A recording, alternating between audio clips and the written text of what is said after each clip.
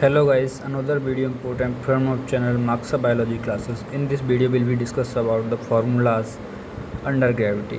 इससे पहले वीडियो में हम जो हॉरिजॉन्टल मोशन के फार्मूला है उसको हम डिस्कस कर चुके हैं। इस वीडियो में हम मोशन अंडर ग्रेविटी के फार्मूला डिस्कस करेंगे। So let's start. सबसे पहले बात करते हैं, मतलब इनकी डायरेक्शन की बात कर लेते हैं। आप एक ही डायरेक्शन लेके चलिए, आप अपने मन से कोई भी डायरेक्शन लेके चल सकते हैं, बट मेरे अकॉर्डिंग आप एक ही मतलब आप अपने अकॉर्डिंग चॉइस कर लीजिए। मुझे जो अच्छी लगती है मैं आपको बता देता हूँ। ऊपर के लिए आप पॉजिटिव डायरेक्शन लेके चलना है और नीचे के लिए आपको नेगेटिव डायरेक्शन लेके चलना है। तो इसमें जो एक्सेलरेशन होता है ना, एक्सेलरेशन होता है वो कांस्टेंट मानते हैं हम, क्योंकि यूनिवर्स एक ही चीज़ बात करते हैं जो है जी इफेक्टिव। ठीक है। सो हम यहाँ पे जी अंडर मतलब जो एक्सेलरेशन है वो जी की वैल्यू कितनी होती है 9.8 मीटर पर सेकंड स्क्वायर। इसको कभी कभी हम अप्रॉक्सीमेटली 10 मान कर भी क्वेश्चन सॉल्व कर सकते हैं। तो इसके लिए भी है भी, इसके लिए अब एक्सेलरेशन कांस्टेंट हो गया हम यहाँ पे एक वैल्यू आ गई। अब वैल्यू आ गई तो उसका एक कांस्टेंट ही होगा, वो तो एक वैल्यू है। तो इसके लिए हम आगे बात करते हैं। तो इसकी जब ये आ गई तो हम वहाँ पे इक्वेशन ऑफ मोशन भी लगा सकते हैं, क्योंकि एक्सेलरेशन हमने इक्वेशन ऑफ मोशन क्या के लिए लगाई थी, कांस्टेंट एक्सेलरेशन के लिए। कांस्टेंट एक्सेलरेशन के लिए लगाई थी तो हमने यहाँ पे एक वैल्यू आ गई तो ये कांस्टेंट हो गया। तो इसके लिए हम इक्वेशन ऑफ मोशन लगा सकते हैं। तो इक्वेशन मोशन के v = u प्लस माइनस, अब एक्सेलरेशन की जगह पे हम यहाँ पे क्या रख सकते हैं, g रख सकते हैं plus minus gt। s = displacement, यानी इसको हम h भी लिख सकते हैं। वहाँ पर हमने s लिखा था, यहाँ पे हम h लिख रहे हैं। हाइट की बात करते हैं अंडर ग्रेविटी के लिए। h = ut plus minus half gt²।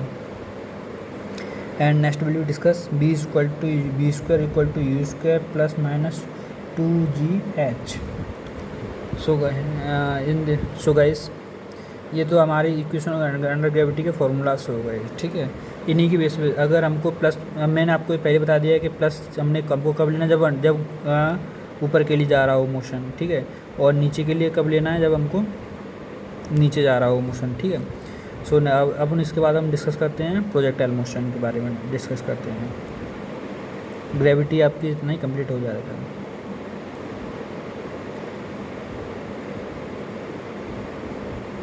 Projectile motion इसका पाथ जो होता है ना, वो कौन सा होता है, इसका पाथ होता है पैराबोला।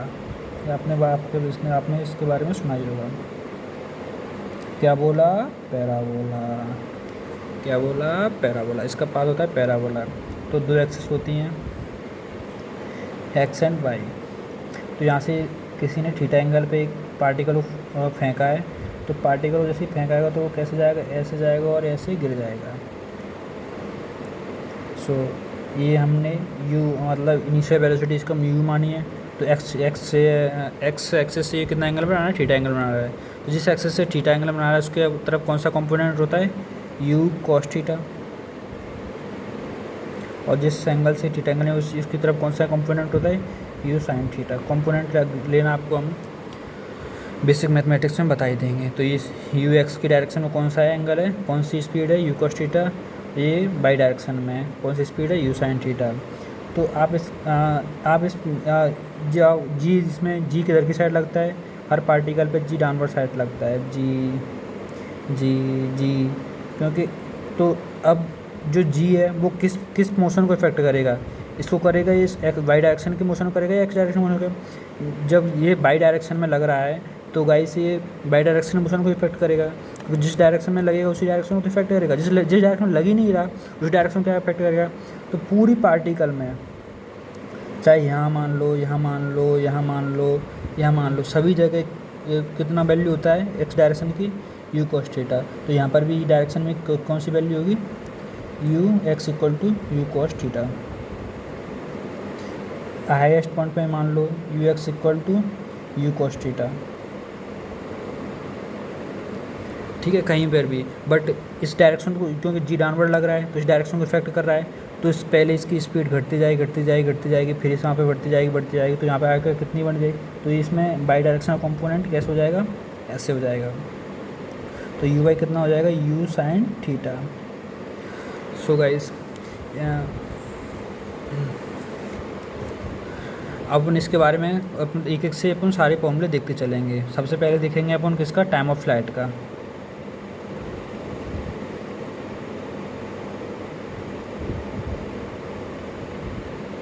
टाइम ऑफ फ्लाइट कि वो यहाँ से यहाँ तक में आने में कितना समय वो ज़मीन से ऊपर रहा, कितना समय वो ज़मीन से ऊपर रहा। तो अब ज़मीन से ऊपर इस वाले डायरेक्शन थे तो कुछ क्योंकि इस वाले तो ये तो ज़मीन के साथ ही साथ चला है, तो इस डायरेक्शन तो हम लेंगे नहीं यू एक्स वाले को, बट किस स्पीड की वजह से वो ज़मीन से ऊपर गया है, इस वाली ज़मीन से इस वाली की वजह से ऊपर गया है। तो यहाँ पे आके स्पीड 0 होगी, हाईएस्ट पॉइंट पे तभी होगी क्योंकि वहाँ से उसको बैक करना है, हाईएस्ट पॉइंट पे पहुँच के उसकी स्पीड 0 होनी है, मतलब लास्ट पॉइंट पे पहुँच के। तो अपन इसके लिए इक्वेशन फर्स्ट इक्वेशन लगाएंगे, V by equal to U Y plus minus के जी टी। ठीक है गाइस, तो जी तो डाउनवर्ड है तो हम इसके लिए क्या लगाएंगे, अपन जी लगाएंगे, माइनस लगाएंगे, मैंने आपको पहले बताया था। तो हाईएस्ट पॉइंट पे पहुँच के इसकी वैल्यू कितनी हो जाएगी, 0 हो जाएगी। तो ये 0 हो गई, तो U Y equal to G T, तो टी कितना बचा, यू वाई बाई जी।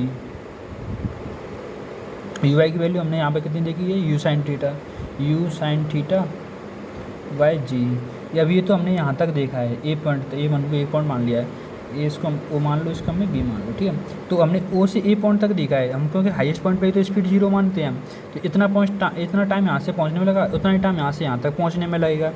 तो टोटल टाइम ऑफ फ्लाइट कितना हो जाएगा, टोटल टाइम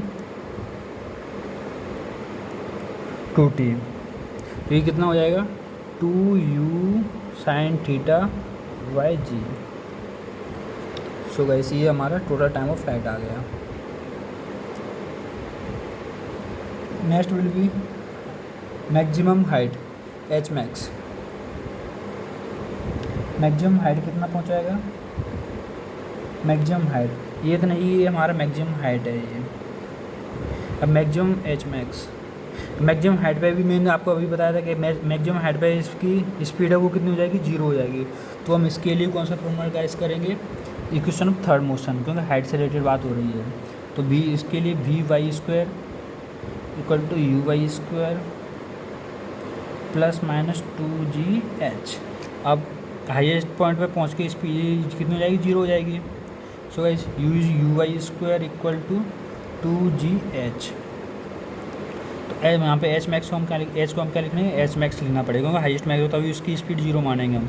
अगर ये एच मैक्स अगर एच मैक्स नहीं लिखेंगे तो हम इसकी स्पीड 0 नहीं मान सकते। तो H max equal to U Y square upon 2g। अब यू वाई कितना है, अपन यहाँ पे देख सकते हैं यू वाई कितना है, यू साइन थीटा। तो यू साइन थीटा का होल स्क्वायर अपॉन 2g। तो इसको अपन u square sine square theta upon 2g। अब next will be discuss about range के बारे में हम डिस्कस करेंगे।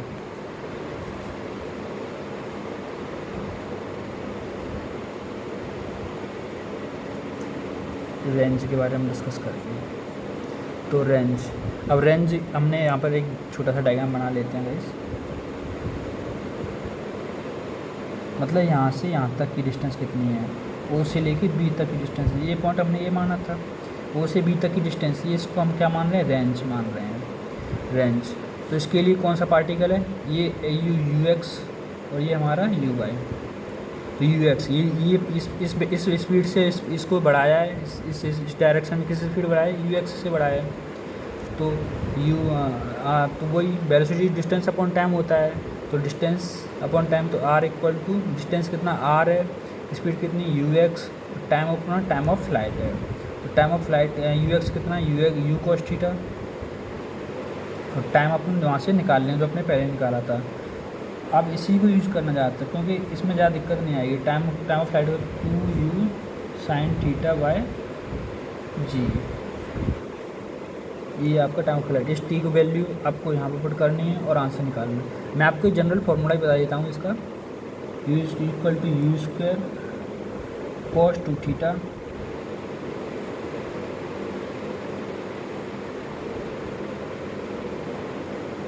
गाइस एक second, u square R equal to u square sine two theta, sine theta by g.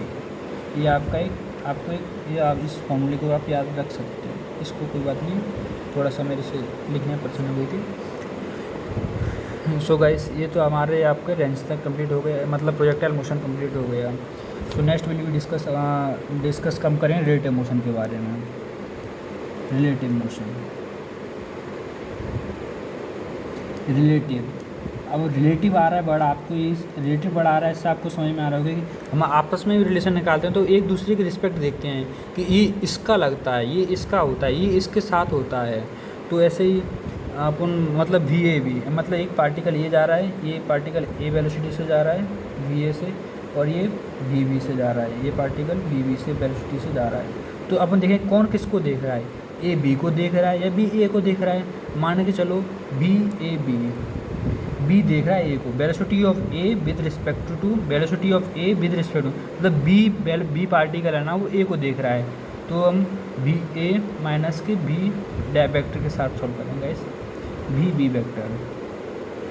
ये आपका रिलेटिव मोशन की एक वो हो गया। इसी में अब इसी की एप्लीकेशन कौन कौन सी होती हैं, इसी की एप्लीकेशन होती हैं जैसे कि रैन प्रॉब्लम,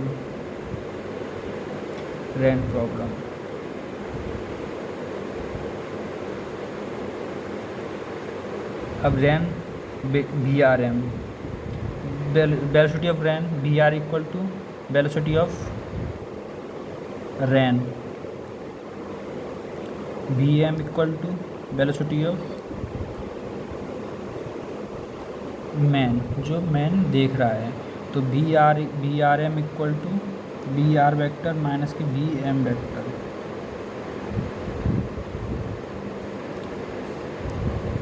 ये हमारा हो गया वेलोसिटी, ये रैन की प्रॉब्लम हो गई।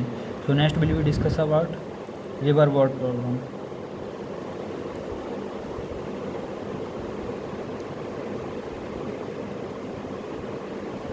मान के चलो ये आपकी रिवर है,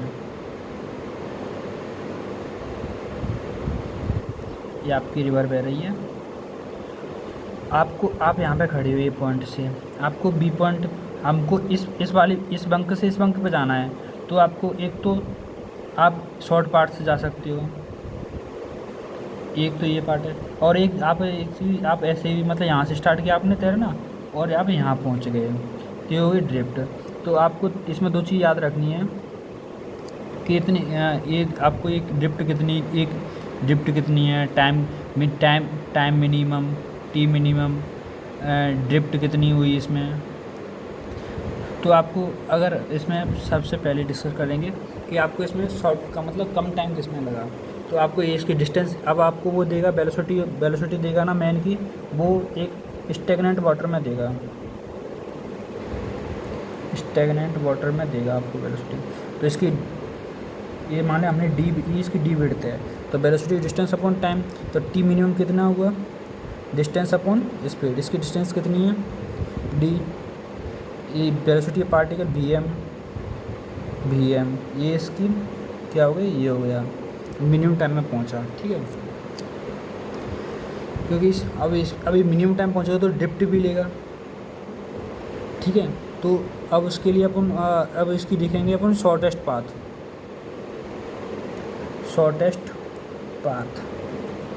अब अपन को पार्टिकल को अब इस डायरेक्शन में आया तो नहर, जो नदी का पानी है वो इस वेलोसिटी वेलोसिटी ऑफ रिवर इधर के लिए, तो अपन को थोड़ा सा इस एंगल पे टिल्ट करके चलाना पड़ेगा।